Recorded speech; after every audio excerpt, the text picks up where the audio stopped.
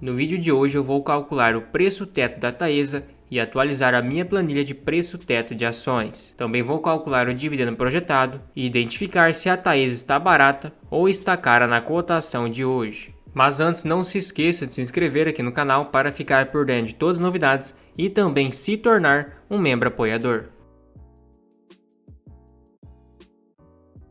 Então primeiro vamos entender como que está os seus indicadores. O seu preço sob valor patrimonial está acima da sua média por ser a ação com final número 4, então não tem tantos anos com indicadores para fazer uma média precisa, porém abaixo dos últimos anos, indicando um desconto comparado a 2023, 2022, 2021, 2020 e 2019 principalmente. Na questão do preço sobre o seu lucro, está abaixo de 2019 e 2017, porém acima de anos anteriores.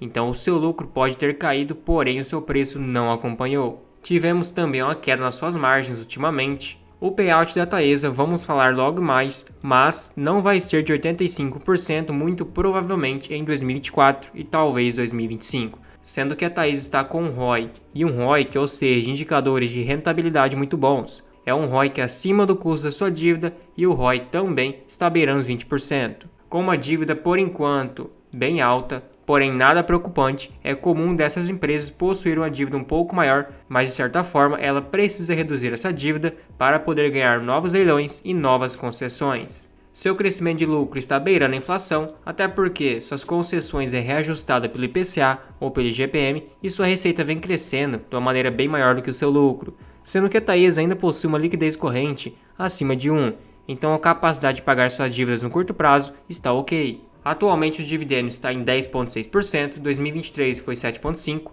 e 2022 13,8%. É uma empresa que é de costume pagar bons dividendos, até porque o seu payout é mais alto por causa do segmento que não precisa reter uma grande parte do seu lucro, sendo que seus dividendos são geralmente 4 vezes por ano, podendo ter um dividendo a mais também, mas no mínimo 4 vezes por ano, ou seja, trimestralmente, você poderia receber dividendos com a Taesa.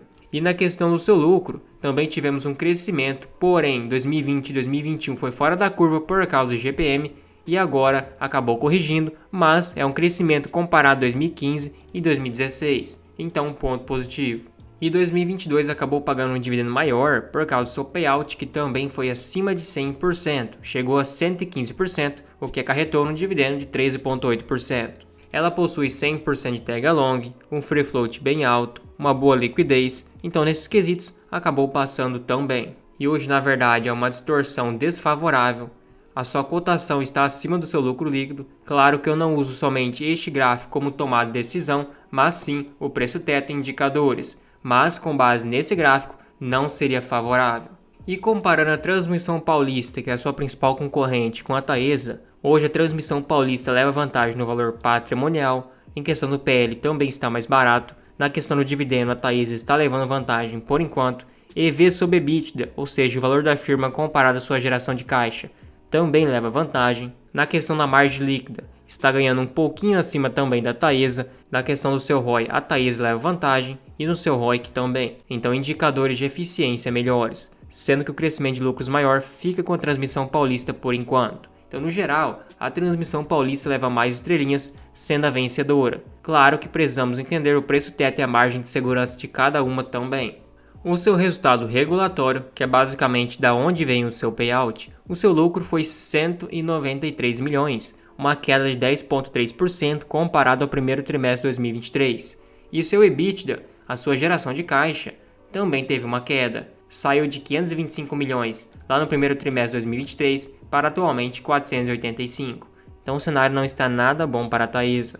Claro que ainda é um baita lucro, mas está indicando uma desaceleração e também uma leve queda. Já o seu lucro líquido IFRS acabou sendo um pouco menor, questão de 3,3%, caiu de 386 milhões para 374. Porém, os dividendos em si não vão vir do IFRS, mas sim do regulatório. E no quesito de projetos em construção, teve a autorização de 2 novos reforços, o AT3 e o São Pedro, que vão somar 76 milhões de investimentos, isso com base em ANEEL. Também tivemos o Pitiguari, o projeto de Tangará e os reforços de Nova Trans com obras em andamento. principalmente de Tangará e Nova Trans, são projetos relevantes. O de Tangará vai dar uma RAP de 104 milhões, com investimento de 1,1 bilhão, o Ananaí 166 milhões de RAP, com 1,7 bilhão investido, e o projeto Saíra 174 milhões de RAP, com 1,17 bilhões de investimento. Então os investimentos realizados pela Taesa em 2023 foi maior do que os últimos anos, o que acabou também elevando a sua dívida.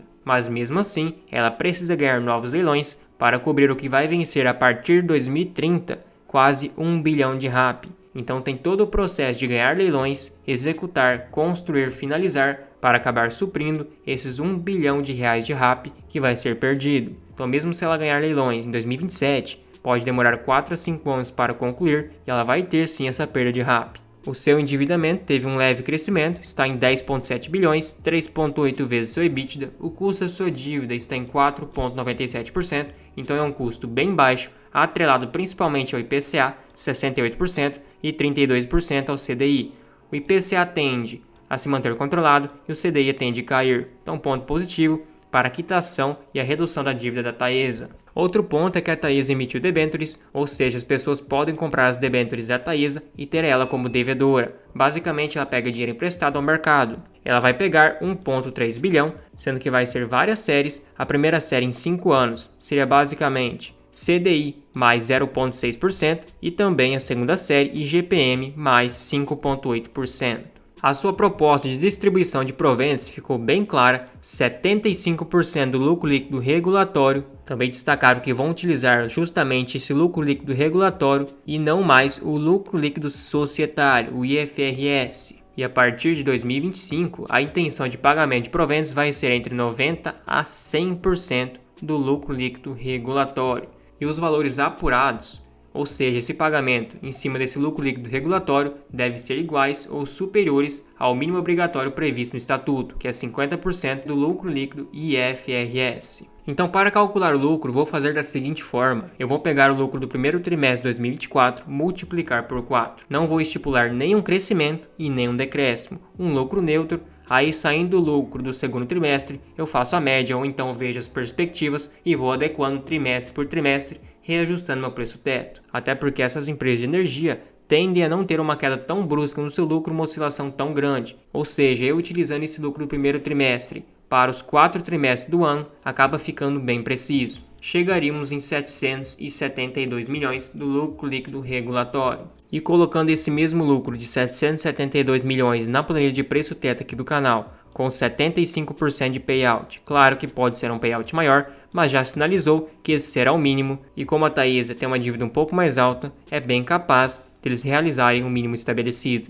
Chegariam no dividendo de 56 centavos. Estipulando no mínimo 6% para comprar a Taesa, ainda assim ficaria acima do preço teto, que seria 9,35, hoje ela está 11,70. Teria menos 20% de margem de segurança. Já a Transmissão Paulista também não teria margem de segurança, estipulando no mínimo 8%, mas se estipulasse 6% teria margem de segurança. Mas eu acho um erro estipular somente 6%, seja para a Transmissão Paulista ou para a Taesa, porque como são empresas maiores e seu principal retorno vai vir dos dividendos, é ideal ser bem criterioso. Então eu esperaria no mínimo 8% com a Taesa e ela teria que ter um lucro bem maior para compensar comprar no preço de hoje, levando em conta que tem várias opções atrativas ainda no mercado. Temos, por exemplo, Banco do Brasil, temos também Irani, BB Seguridade, querendo ou não, ainda está abaixo do preço teto, temos Auren Energia, Gerdau, Bradesco, então tem muitas opções no mercado mais óbvias que te garante uma margem de segurança maior. A não ser, claro, que o lucro da Taesa comece a subir, tenha resultados melhores nos trimestres, aí sim vamos reajustando o preço teto